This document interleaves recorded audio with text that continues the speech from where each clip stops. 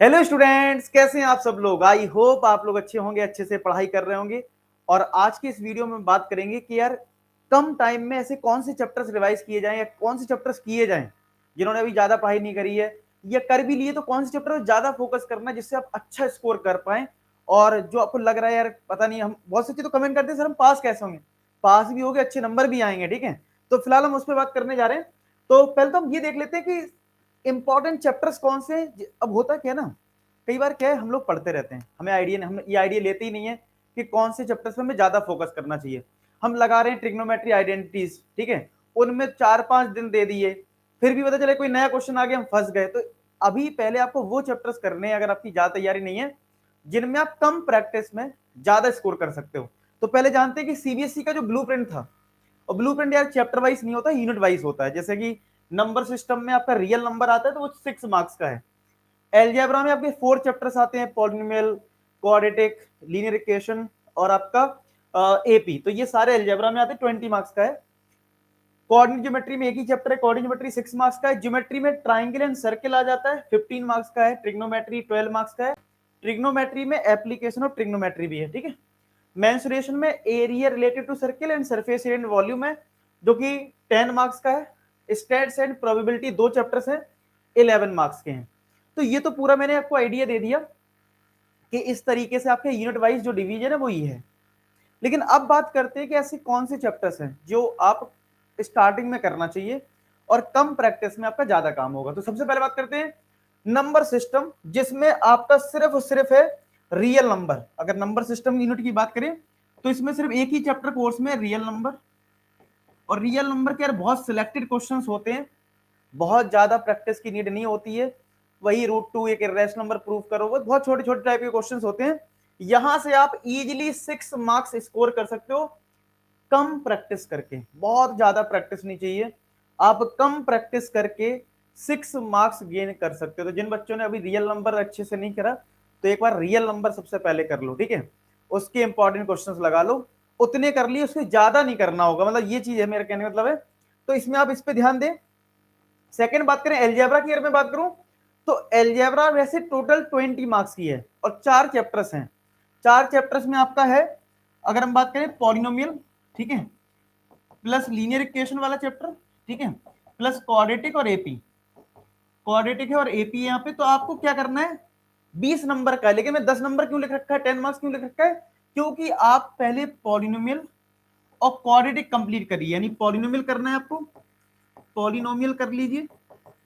अच्छा, मैंने पॉलिनोमियल और क्वाड्रेटिक क्यों लिया, क्योंकि जो कॉन्सेप्ट पॉलिनोमियल का होता है वही क्वाड्रेटिक में, काफी फॉर्मूला तो सेम ही होते हैं, X square minus alpha plus beta into X plus alpha beta. Quadratic polynomial और इक्वेशन सेम ही फॉर्मूले चलते हैं, alpha plus beta minus B upon ए।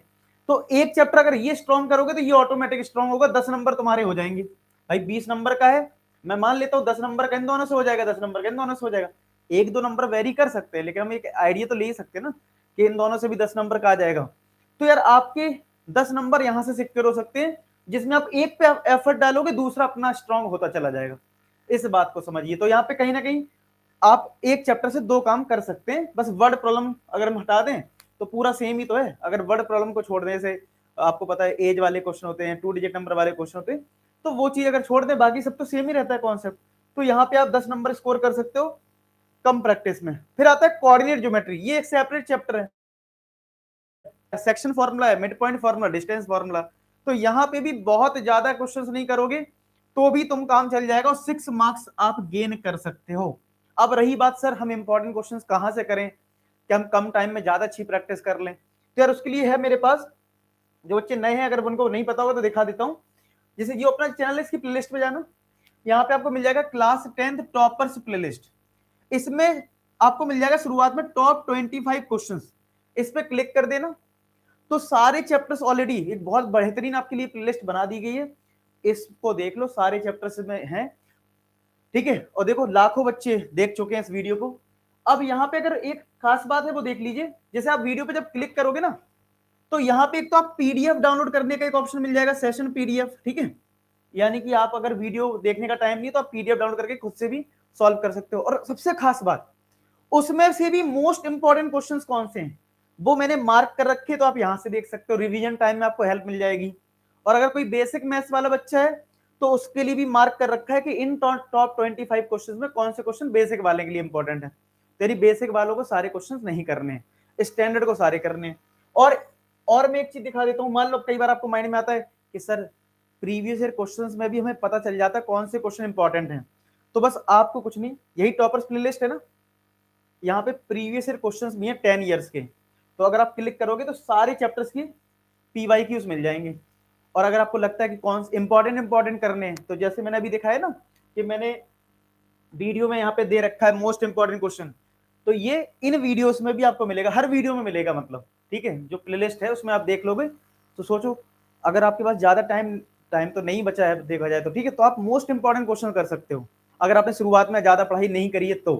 बाकी जिसने कर रखी वो तो पूरे करेगा, लेकिन जिसके पास टाइम नहीं है वो तो ऐसा कर सकता है ना। तो जो मैं बता रहा हूँ आपको कि आपको 6 मार्क्स इधर से गेन कर लोगे, तो ये 6 मार्क्स गेन हो सकते हैं ना अगर आप मोस्ट इंपॉर्टेंट क्वेश्चन कर लो।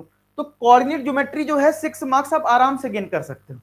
तो यानी सिंपल क्या करना है, अगर आपने एक बार एनसीईआरटी लगा ली है तो टॉप 25 क्वेश्चंस पे चले जाओ, वहां से मोस्ट इंपॉर्टेंट क्वेश्चन कर डालो, काम खत्म। सारे करने का टाइम नहीं है तो मोस्ट इंपॉर्टेंट तो कर सकते हो ना, तो मोस्ट इंपॉर्टेंट क्वेश्चन कर लो, ठीक है। तो 6 मार्क्स यहां से गेन हो जाएंगे। कम प्रैक्टिस, बहुत प्रैक्टिस की जरूरत नहीं है इस चैप्टर में, फिर से बोल रहा हूँ।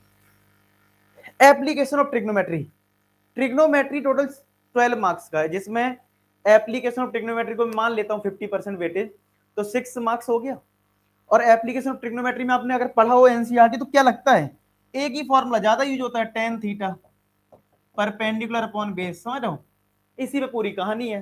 ट्राइंगल बनते हैं, 2 टेन थीटा लगाने पड़ते हैं और आंसर आ जाता है।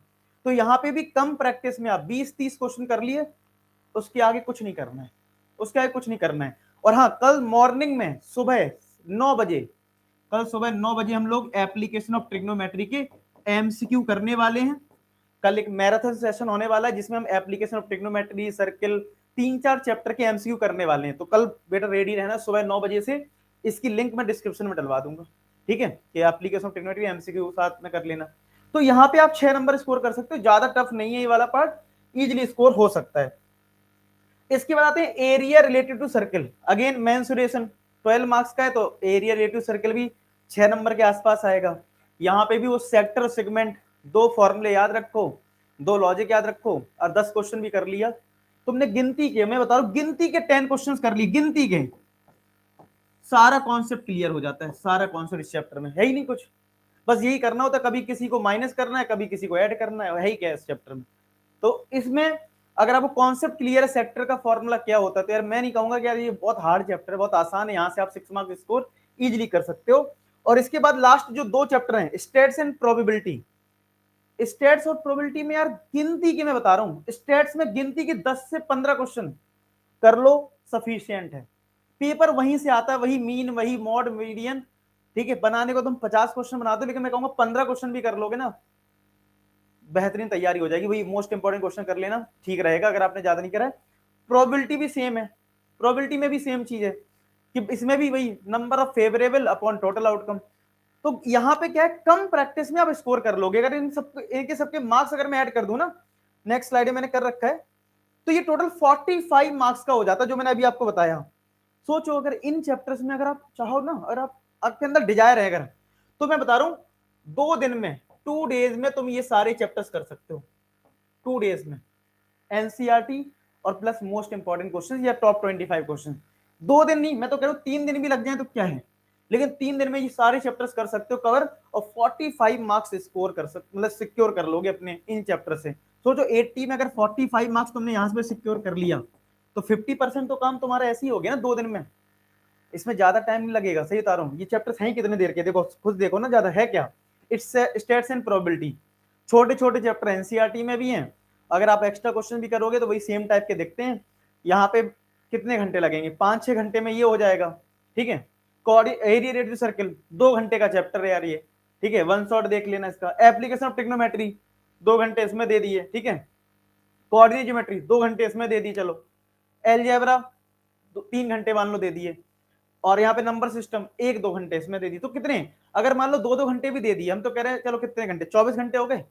24 घंटे में अगर तुमने मैथ्स को एक दिन में, अगर एक दिन में 24 घंटे मान लिए जो इन चैप्टर्स के लिए, तो कितने, अब तो तुम पढ़ाई कर रहे होगे दिन भर, हम मान रहे हैं 6 घंटे दे दिए, तो 4 दिन में तो फिर भी हो रहा है ना, मैं 4 दिन की बात कर लूं, ठीक है। और कुछ चैप्टर्स यार आपकी पहले से, मैं तब मान रहा हूं जब आपने ज्यादा पढ़ाई नहीं करी है। भाई ऐसा नहीं है रियल नंबर में 2 घंटे लग जाएंगे, ऐसा नहीं है, ठीक है। अगर आपने बिल्कुल नहीं पढ़ाई करी तब की बात कर रहा हूं, तब भी आप 3 से 4 दिन में आराम से कंप्लीट कर सकते हो बढ़िया से, क्योंकि आपके पास सारी चीज रिसोर्सेस अवेलेबल है। हाँ, ढूंढना पड़ता कि कौन सी बुक लगाएं, कहां से करें, तब प्रॉब्लम थी। अब प्रॉब्लम ढूंढने की नहीं है, सब चीजें अवेलेबल है आपके पास, व्यवस्थित तरीके से पीडीएफ अवेलेबल है, तो टाइम सेव हो जाएगा आपका, ठीक है। तो यहां से टाइम सेव करके आप बढ़िया से स्कोर कर सकते हो। और इन चैप्टर की अगर आपने प्रैक्टिस कर ली तो सोचो तुम 4-5 दिन के अंदर अंदर 45 का काम तो तुमने तमाम कर दिया।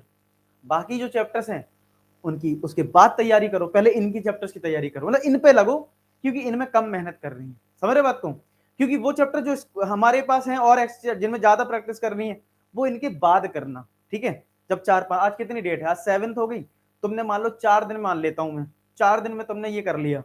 मैंने जो टाइम टेबल दिया था उसमें भी 5 घंटे मैथ्स के लिए रखे थे, तो अगर तुम उस हिसाब से पढ़ाई करोगे तब भी मैं 5 दिन भी बोलूं, ठीक है, 5 डेज में भी बोलूं तो कितना, 12 तारीख तक हो जाएगा, 12-13 तारीख तक 45 मार्क्स का काम। तो बाकी जो दिन बचेंगे 10 दिन में, तो क्या तुम बाकी मार्क्स के लिए नहीं कर सकते हो?